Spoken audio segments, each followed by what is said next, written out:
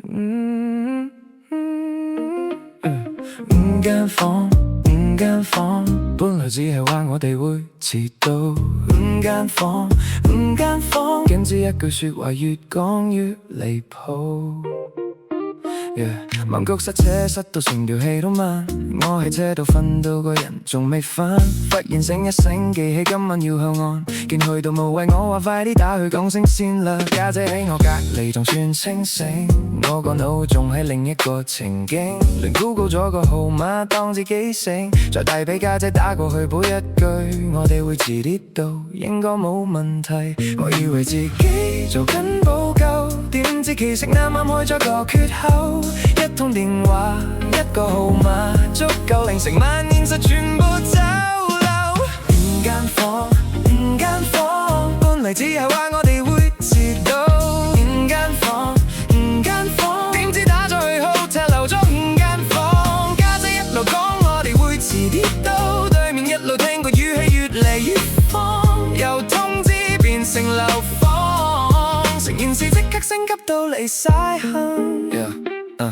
電話嗰邊講咗好埋，家姐一路講一路都仲好有禮，但我望住個畫面開始唔對路，點解一件小事會越講越似大禍？對面可能心諗五間房點解可以講到咁隨意？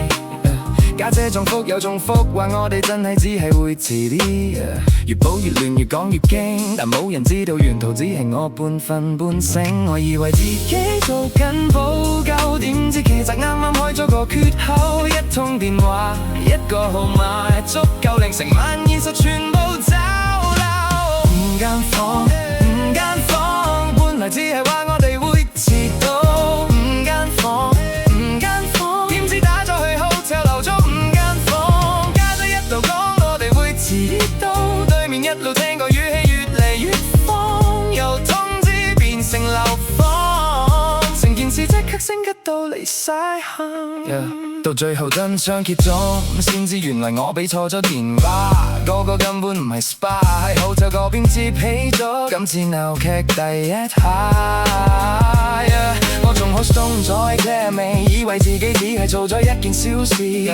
點知家姐一路幫我善後，一路俾我教到火到嚟埋，最後屌到我仆街，我都真係冇得唔認。有時最經典唔係大師，係你明明想補鑊，最後告成另一個故事，由一句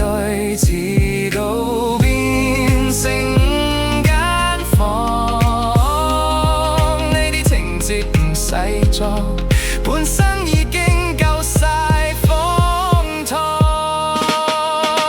五間房，本來只係話我哋會遲到。